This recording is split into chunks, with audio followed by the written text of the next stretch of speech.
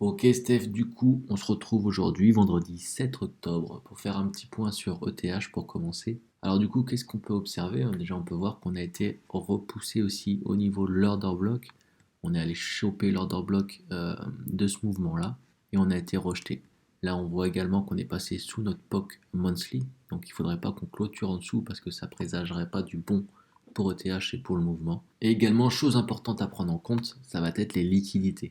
Donc, comme on peut le voir sur Kingfisher, on voit ici qu'on a énormément de liquidités sous les 1355, donc aux alentours des 1300-1040 $. Est-ce que ces liquidités vont être absorbées ou alors est-ce qu'elles vont être capturées?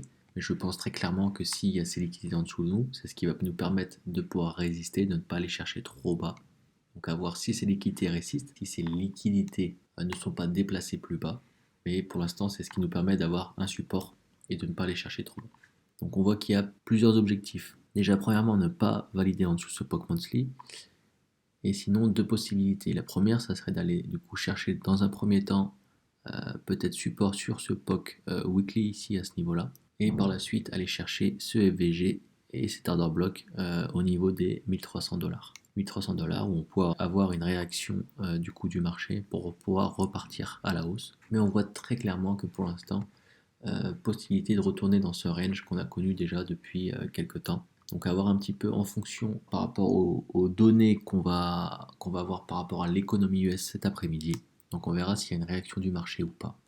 Du coup sur du plus court terme, on peut voir que le premier objectif ça va être les 0,382. Si jamais on clôture sous ce POC monthly, et si jamais on clôture pas sous ce POC monthly, ça va être de consolider au-dessus, d'avoir une belle structure pour pouvoir éventuellement commencer à faire un nouveau W et pouvoir repartir à la hausse et aller chercher de nouveaux sommets, capturer les liquidités qu'on trouve au-dessus de ce mouvement. Donc voilà un petit peu pour ETH sur du plus court terme à voir vraiment aujourd'hui par rapport aux nouvelles, par rapport à la réaction de ce marché. Donc pour résumer, deux possibilités, soit une clôture sous ce POC monthly, on va chercher ici les 0,382 qui se retrouvent au niveau de la MA50 et du POC weekly. Si jamais au niveau de ce POC weekly, on n'a pas de réaction, on casse ce POC, direction ce FVG, l'order block pour une potentielle réaction.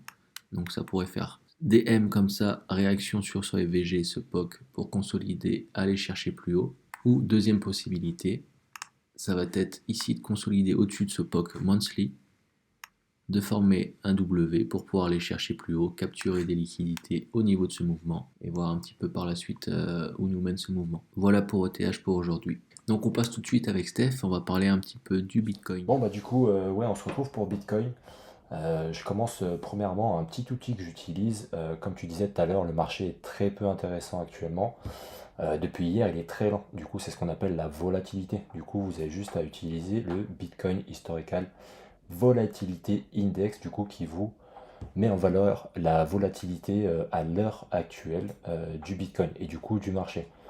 Quand vous voyez une hausse, le marché est très volatile, du coup on est à même de faire de gros mouvements de manière rapide. Alors que quand il est très bas ou quand il est en baisse, eh ben justement on perd de la volatilité, le marché est lent et peu intéressant. Il est donc très difficile de trader dans ces conditions. Pour le Bitcoin, la situation actuelle, elle n'a pas trop changé. Peu de volatilité, c'est dû surtout à ces nouvelles, je pense qu'on attend. Les news dont tu parlais tout à l'heure, elles sont à 14h30. Du coup, on a, comme tu disais, le taux de chômage et aussi la création d'emplois dans les secteurs non agricoles. Pour ceux que ça intéresse et pour ceux qui veulent avoir un avis dessus et un possible scénario, n'hésitez pas à venir sur le Discord. J'ai mis dans événements justement mon avis et la traduction qu'on peut faire de ces données chiffrées. Du coup, je rappelle, 14h30 la diffusion. Pour Bitcoin, la situation elle est toujours la même. On est toujours bloqué avec ce support au niveau des 18,8. Pour l'instant, qui semble tenir. On a cette zone juste ici, par contre, au niveau des 20 000 qui fait barrage jusqu'à maintenant. Du coup, ça nous fait une belle zone de range. À chaque fois, on est repoussé par la zone des 20 000. C'est tout simplement en fait la value haute du mois précédent. Pour l'instant, on n'arrive pas à passer à travers. On voit qu'à court terme, du coup, sur du 4 heures, on a même une petite divergence sur le CVD. C'est-à-dire que juste ici, on fait des sommets plus bas, alors qu'ici, on a des sommets plus hauts. Ça montre quoi? Ça montre tout simplement que les ordres acheteurs, la force acheteuse, est aspirée.